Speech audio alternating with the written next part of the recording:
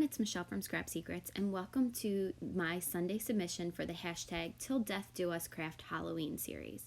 Today we are going to be making this card using some paper piecing.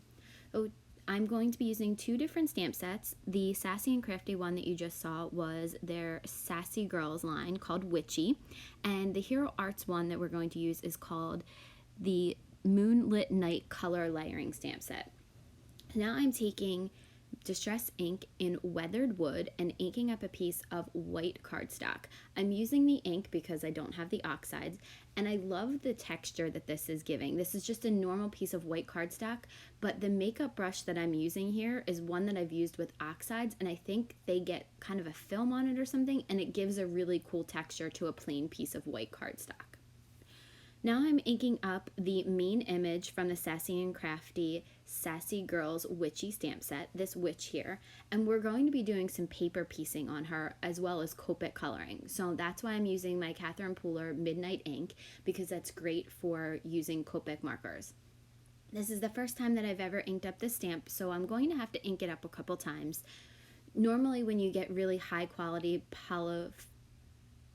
photopolymer stamp sets, there's often a residue on them from production, which doesn't affect the quality of the stamp. You just have to season it, and there's a couple ways you can season it. Using your fingers to run over it, you can use Versamark ink, or you can take an eraser and just kind of buff off that last little bit of residue. Now I'm taking some of the scrap cardstock that I have. This is actually from that Pumpkin Patch Die Cuts with a View paper, and I'm going to do her dress in this color. So I'm only worried about inking up the middle part of her. It doesn't have to be the full stamp. And then we're going to take some, this is a scrap that was in my scrap bin, and I love the texture on this. It kind of, the paper does have an actual texture to it when you actually touch it. So I thought this would be great for her cape, and I thought the purples complemented each other nicely. I'm going to ink that up, and I just want the cape part of it. And I'm stamping it a couple times, and then we will move on to her boots. I wanted silver sparkly boots, and I found this piece in my scrap bin and thought this will be absolutely perfect for her boots. So again, I'm going to stamp that out, and then we are going to fussy cut. So paper piecing is all about fussy cutting things, and it's great because you don't have to do much coloring. You can actually paper piece the entire image if you'd like, if you stamp it onto just say a flesh color cardstock, and then just cut out the pieces that go along with it. So now we are going to work on the background while I let those dry for a little bit, because two of those had kind of a slicker surface. I'm going to be inking up this stamp from the Hero Arts Color Layering Moonlit Night stamp set, and I'm going to be using Hero Arts Soft Granite ink. I'm going to ink it up a couple times because it was, when I inked it up once, it was very light. It was almost the same color as the background, but if you stamp multiple times, because it is a dye ink, it will progressively get darker. I believe I stamped it 3 times. I'm going to wipe it off, and then we're going to do the smaller image in this set, the one that's on the top that you can see more of the moon. And we're going to be using the Hero Arts Grape Slush ink, the cube that you see to the right. I have that was from the Hero Arts, I believe, September kit, which is where I ordered this layering stamp from. I don't think it was part of the kit. This was an add-on. And the ink was in the kit. This stamp set was an add-on, just to be clear. So this purple slush, I really love these colors together, and that's why I also chose to do like a grayish silver sparkle boot and then purple on her dress and her cape, because it would match the moon in the background. Now these are great because you don't have to line them up absolutely perfectly, and it still creates a really cool scene. There's a lot more that you can go do into it, but I wanted to just make my background a little simple, and I love the way the texture from that makeup brush looks on there. So now I'm starting my Copic coloring, and we're going to be using a bunch of E markers. So I will put the cap at the top, and I apologize you can't really see it. The first marker was E42, and then this is E00, just to blend out her skin tones. I do forget the face, and I will go back and do that in a minute. And now we're going to be working on the bristles of the broom, I guess. So this is E99. And I'm just using a flicking motion to go back and color it because these are little bristles on there. So I'm using E17 to go over where the darkest parts of this brush would, or the broom handle would be. And then I'm going to use E37 to color in those. That's my darkest color. I'm actually going to pull that color out a little bit. And then we're going to go back in with the lighter E17 and color in the rest of the broom. So I like to kind of map out my areas that are darkest first with certain colors, and then go back in with the darker color, go over it, and then bring back the lighter color. I think I said that right. Go in with the lightest color, map out the darkest areas, color with the darkest areas over that, and then go back in with the lightest colors and fill it in and blend it out. So I'm using a very small color combination here to do these images because it is you're not going to see that much of the image colored in. A lot of it's going to be paper pieced. So right now we're using N4, N6, and N8, and I believe I did the same thing with this. I went in with the N4, colored in some of the darkest areas just to kind of map out my shading, and then went back with the N8, pulled it out, N6, kind of blended that together a little bit, and then the N4, I go in and just go over up to about where those white spots are. I left some highlights on her hat. Now we're going in with E79 and just doing some flick marks on her hair. And then we are going to go in with another E. This is E29 and adding more flick marks to it. Sometimes it's hard to tell from the caps, or at least for me, and it might just be a me problem, which one is darker. I really need the hex chart. I really need to map my colors out better.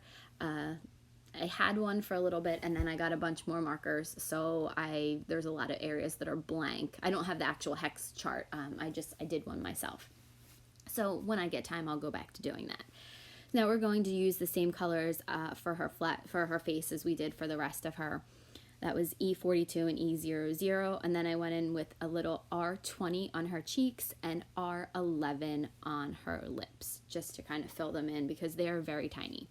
Now we're going to go back to the paper piece section. I did cut this part of the video out because I didn't think it was necessary to watch me cutting out her clothes, but you cut right up to the black line. I cut out her dress. Now we're going to do her shoes. So you can see the curl on her shoes is super, super tiny. Since we already stamped it down, we don't need to cut that out because it's all black. So I just actually snipped that part of her boots off. I didn't even worry about trying to cut that out. Some things that are teeny tiny pieces, you don't really have to worry about cutting out. It looks fine in the image. And now we are going to work on her cape. And then she is paper piece. This is a pretty easy paper piecing scenario. Now, I should have cut her out with my brother Scan and Cut, but I didn't. I decided to fussy cut. And when I fussy cut around images and leave the little white border, because of those curls, I could have completely cut those off.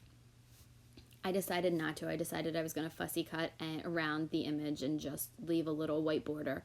I'm not great at it. I need better practice. I'm better and when I cut right up to the black inked line, or the inked line, whatever color you use. I just wanted to leave this in to show you guys that you can do it. It doesn't, for me, I see all the imperfections. I don't know what everyone else is going to see, but I see like where I put too much white space or not enough white space around the image. So for me, I wasn't really thrilled with the job that I did. But again, it's handmade, and whenever I go on camera, I actually saw somebody say this the other day, whenever I go on camera, things just fall apart. When you're doing something and you're not worrying about filming anything, my projects seem to go so smoothly. When I get on camera, there seems to be a million issues. Like the first time, actually, that is the second inked background. You'll see when I glue it down. I did another color on the back and I didn't like it at all, so I had to use a different color. You know, so things always go wrong. The nice part about when you're doing a video is you can cut that out, so nobody will ever know unless you're like me and you tell everyone everything. So anyway, now I'm going around and cutting around the broom. This was probably the most difficult part because of those little wisps. Now, truth be told, you could clearly just cut those off. You don't have to have them on there. You can alter the image like that. It doesn't matter. I just decided let's keep them on, and I tried to do my best to cut around the image. I would suggest doing the paper piecing before you fussy cut. I think it just gives it a little bit more sturdiness and it makes it a little bit easier to paper piece the image together. Now I'm going to try to figure out where I want the witch on here. And this one was a little bit difficult because I wanted to see the moon, but because of how tall the witch is, if I turned her to the side, she was basically covering the moon. See, I can't have her straight up and down. If I turn her to the side, and put her right in the middle, she's right where the moon is. I did not do very well with my planning. However, I do move her more to the left, which leaves me room for a sentiment, and I'm going to pop her up. So you see me just, again, trying to figure out what to do. This is one of my hardest things, placement. I never know how to do it, especially since this image, as you can see from the background, is so large. So I'm just going back and trimming up a couple of things that I wanted. And then I realized if I put her off to the left, it looks awesome. Now I'm taking my pop dots out. These are pop dots probably from AC Moore, from the dollar bin. And I have a ton of them in my stash. I actually have, I'm going through my Crafterman redoing it. And I have a whole bin of extra adhesives and I have a bunch in there. These are so handy because it makes popping up images so easy. And then you can use the leftover pieces. You can actually cut them, which you'll see me do in a minute for some of the smaller pieces. And you can use the whole entire section, not just the circle pop dots. So I'm taking the backing off of it once I remember exactly where she's supposed to go. And then I realized that there are pieces to the image that don't have any pop dots on them and they will sag like the top of the brush. So I go in and I snip off a little piece and put it on the brush. So I'm going to do that a couple times. I think at the very top of the brush I do that for as well, I believe, because you don't want any of the pieces sagging. I would not mail this card just because it's me and I think that it would get smushed. If I send this out, I would hand deliver it, but you could always put it in a padded envelope when you do this. So I'm placing the witch down onto the top of the panel, and then I think I just go back in and clip a little bit of that broom. Yeah, I just kind of trim a little bit of that off, and I was just trying to figure out how to do it. And then I realized I didn't color in the stars on there, as well as the like where the broom is tied, where you can see those stars, but I'll fix that in a minute. I'm using my ATG gun, and you can see that's the background that I didn't like, to put glue on the back of, or tape on the back of this, and glue it down to a black cardstock, which is 4 1/4 by 5 1/2. I was having a hard time putting the panel on the card, so what I like to do is open it up, and sometimes that helps a little bit. So, oh, I guess I must have cut that part out of me. Oh no, I didn't color it in yet. So now we are using some Distress Oxide in Dusty Concord to stamp a sentiment from that same stamp set, the Color Layering Moonlit Night stamp set, and it just says, "You're wicked cool."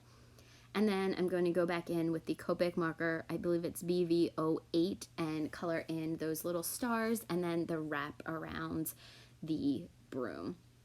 So that's it. That's the card. Thank you guys so much for watching, commenting, subscribing. It means so much to me. I hope you guys are enjoying this series. Let me know what you think of the card, and I'll see you again real soon for another video.